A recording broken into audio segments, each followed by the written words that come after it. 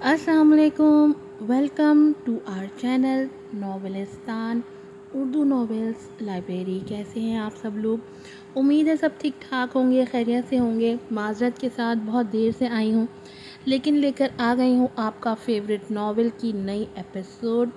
Novel है अना से फ़ना तक। पहले भी एपिसोड में बता चुकी हूँ, तबीयत बहुत ज़्यादा ख़राब थी जिसकी वजह से एपिसोड नहीं दे सकी। लेकिन चलें जल्दी से बढ़ते हैं अपनी एपिसोड की तरफ, देरी नहीं करते। जल्दी से चैनल को सब्सक्राइब कर दें, वीडियो को लाइक कीजिएगा, शेयर कीजिएगा और अच्छे अच्छे रिव्यूज़ भी दीजिएगा। नावल है अना से फ़ना तक, एपिसोड नंबर है 25। राइटर है एमन रज़ा।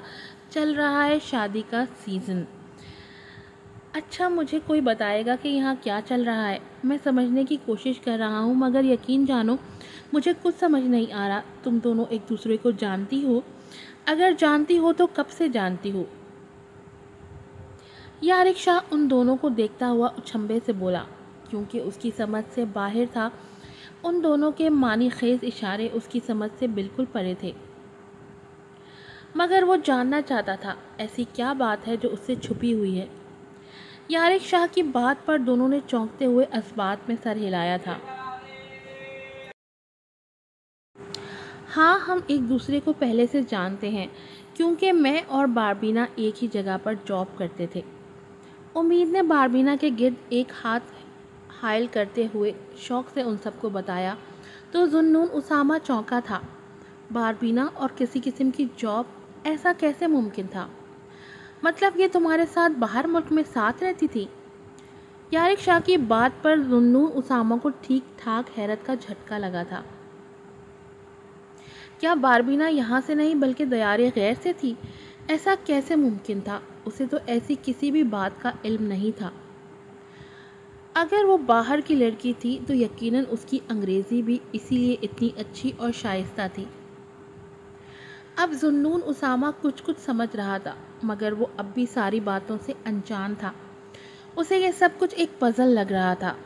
बारबीना एकदम पहेली की तरह उसके सामने फैल चुकी थी, जिसे हल करना वो हर हाल में अपना मकसद बना चुका था। तुमने कभी बताया नहीं कि तुम भी बैरून मुल्क रहती थी बारबीना। जुन्नून उसामा की बात पर ना सिर्फ बारबीना बल्कि बाकी सब भी चौंक गए थे। आपने कभी पूछा ही नहीं, इसलिए मैंने बताया भी नहीं, बारबीना ने साफ जवाब दिया था। मामला संगीन होते देख मेहरान बीच में खंकारा था। अगर अब आप लोगों के मिलने मिलाने हो गए हों तो हम अपनी दुल्हन के पास ले जाकर जाना चाहेंगे आप सबको। मेहरान उनको जाना की तरफ इशारा करते बोला, तो वो सब उसकी संगत में जाना के करीब बढ़े थे। वो मेरे साथ ऐसा कैसे कर सकती है? मुझसे मोहब्बत करते हुए वो किसी और से शादी क्यों कर रही है? बेशक वो शख्स मेरा भाई ही क्यों ना हो। वो तो मुझसे मोहब्बत करती थी ना।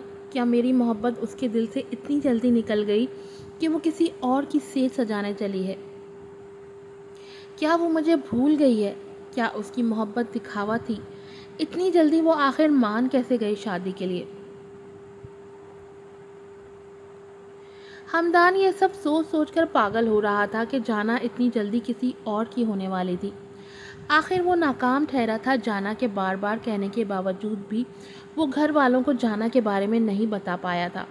उसे साफ जाहिर होता था कि वो कितना बुज़दिल था, लेकिन इस सब का जिम्मेदार भी वो जाना को ही ठहरा रहा था।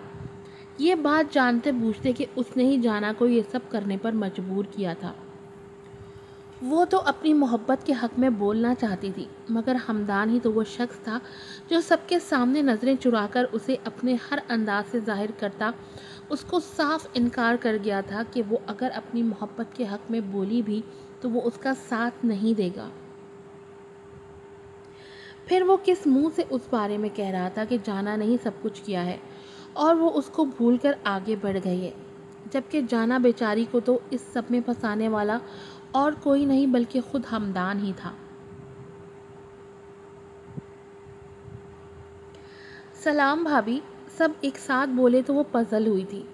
वालेकुम अस्सलाम, उसने ज़रा लजाहट से कहा था। उम्मीद और पारबीना तो दोनों सदके वारी जा रही थी। جانا پر جو لگ ہی اتنی پیاری رہی تھی۔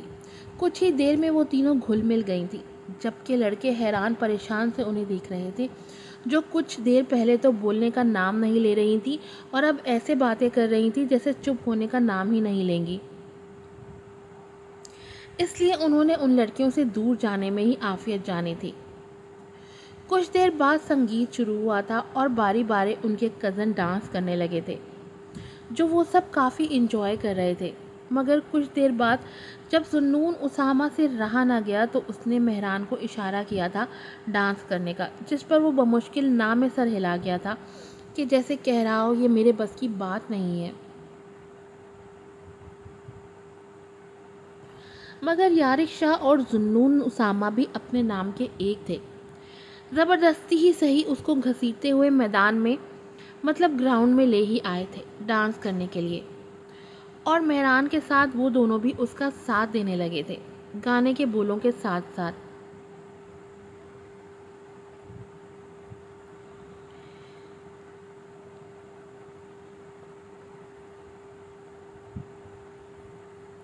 وہ دونوں اس کے گرد ہاتھ اٹھا کر گھومتے بولنے لگے تھے، صحرا باندھ کے میں تو آیا رے، ڈولی بارات بھی ساتھ میں میں تو لایا رے۔ مہران اپنے سٹیپس لیتا جانا کی طرف پیار بھری نگاہوں سے دیکھتے بولا تو پورے ہال میں سیٹیاں گونج اٹھی تھی اس کی لائن پر، جبکہ جانا کے گال گلابی ہوئے تھے شرم سے۔ ہیریے صحرا باندھ کے میں تو آیا رے، ڈولی بارات بھی ساتھ میں تو لایا رے۔ وہ اس کی جانب بڑھتا ہوا بولا تو جانا کی دھڑکنیں تیز ہوئی تھیں اسے اپنے قریب آتے دیکھ۔ اب تو نہ ہوتا ہے ایک روز بھی انتظار، سونی آج نہیں تو کل ہے تجھ کو تو بس میری ہونی رے۔ اس کا اسٹیج سے کھینچ کر بیچ ہال میں لاتے اس کا ایک ہاتھ پکڑ کر اپنے گرد گھماتے بولا تو محفل تالیوں اور خوشیوں سے گونج اٹھی تھی۔ مجھے پتا ہے میں نے سانگ کی ایسی کی تیسی کر دی ہے، مجھے اتنے گانے نہیں آتے، میں سانگز نہیں سنتی۔ تینوں لے کے میں جاواں گا دل دے کے میں جاواں گا، تینوں لے کے میں جاواں گا دل دے کے میں جاواں گا، وہ پھر سے ذوالنون اور یارق کے درمیان آتا ہوا بھنگڑا ڈالتے ہوئے بولا تھا۔ وہ تینوں نہایت خوبرو اور دلنشیں لگ رہے تھے۔ باربینا نے اپنی نظریں پھیری تھی ذوالنون اسامہ سے کہ کہیں اس کو باربینا کی ہی نظر نہ لگ جائے۔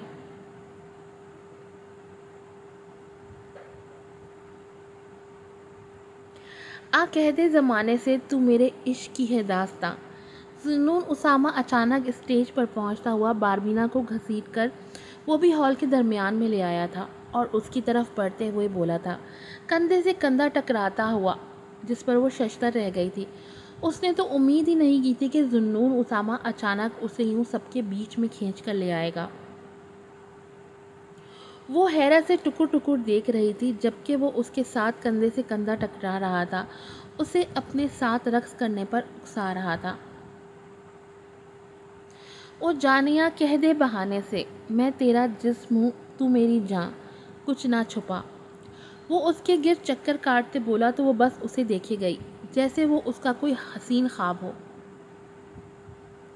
اب کی بار یارق شاہ کو بھی جوش آیا تھا اور وہ بھی امید کو کھینچ ان کے درمیان لے آیا تھا جو اس کو کھا جانے والی نظروں سے دیکھ رہی تھی۔